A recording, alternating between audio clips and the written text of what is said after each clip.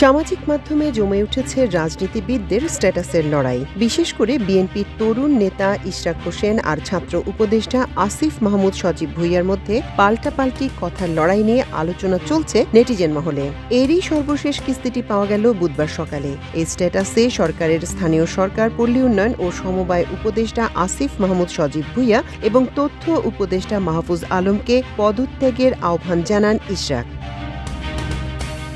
বিএনপির আন্তর্জাতিক বিষয়ক কমিটির সদস্য ইশরাক হোসেন তার ভেরিফাইড ফেসবুক পেজে দেয়া এই স্ট্যাটাসে লেখেন, গণতান্ত্রিক ভাষায় রাজনৈতিক শিষ্টাচার মেনে যৌক্তিক কারণে উপদেষ্টা আসিফ মাহমুদ ও উপদেষ্টা মাহফুজ আলমকে অন্তর্বর্তীকালীন সরকারের সকল দায়িত্ব থেকে পদত্যাগের আহ্বান জানাচ্ছি। তিনি আরও লেখেন, যেহেতু এটা প্রতীয়মান যে আপনারা রাজনৈতিক দলের সঙ্গে সম্পৃক্ত আছেন, হয়তো আগামীতে সরাসরি যুক্ত হবেন এবং এটাও অনেকটা স্পষ্ট আপনারা নির্বাচন করবেন, তাহলে আপনাদের পদত্যাগের দাবি কি অযৌক্তিক, নাকি এটাই সঠিক পদক্ষেপ হবে এবং আপনাদের নিয়ে রাজনৈতিক বিতর্কের অবসান ঘটবে?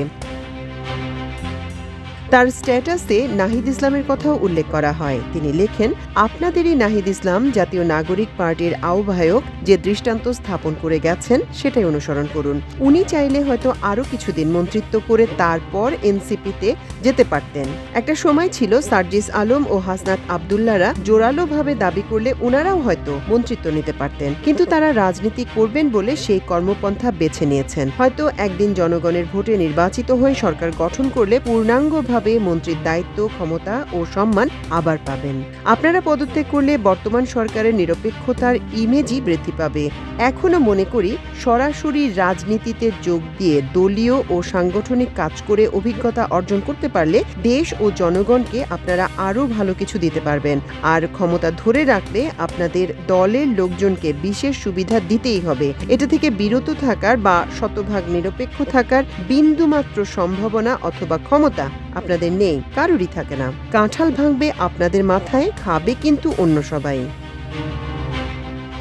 ইশরাক আরও লেখেন, এখন নিশ্চয়ই বলবেন বা ভাববেন, ক্ষমতার লোভে অবৈধ মেয়র হওয়ার জন্য দিনের পর দিন আন্দোলনের নৈতিক সমর্থন দিয়ে জনভোগান্তি তৈরি করে নিজেকে সাধু বানিয়ে আমাদের নীতিবাক্য শোনাচ্ছেন, তাই না?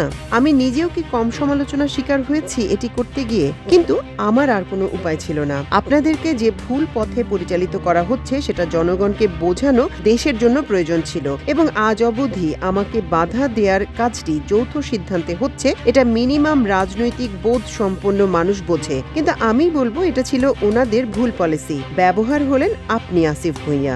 আইন আদালত মেনে নিতে না পারলে কোথা থেকে দেশের সংস্কার শুরু হবে?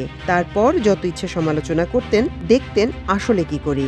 এখন পূর্ণাঙ্গ প্রক্রিয়া আমাকে সম্পন্ন করতেই হবে। বন্দোবস্ত তো আগেরটাই অনুসরণ করা হচ্ছে উল্লেখ করে তিনি আরো লেখেন, আরো পাকাপোক্ত করা হচ্ছে বললেও ভুল হবে না। আপনাদের পদত্যাগের দাবি থেকে সরার কোনো সুযোগ নেই। আপনারাই বা কেন থাকতে চাচ্ছেন? উল্লেখ্য, ইশরাক হোসেনকে ঢাকা দক্ষিণ সিটি কর্পোরেশনের মেয়র ঘোষণা করে গত ২৭ মার্চ রায় দেন ঢাকার প্রথম যুগ্ম জেলা জজ ও নির্বাচনী ট্রাইব্যুনাল। আদালতের রায়ের পরিপ্রেক্ষিতে তাকে ঢাকা দক্ষিণ সিটি কর্পোরেশনের মেয়র ঘোষণা করে গত ২৭ এপ্রিল গেজেট প্রকাশ করে নির্বাচন কমিশন, ইসি। ইশরাকের মেয়র হিসেবে শপথের দাবিতে কয়েকদিন ধরে আন্দোলন চালিয়ে যাচ্ছেন তার সমর্থকরা। মাল্টিমিডিয়া ডেস্ক, আমার দেশ।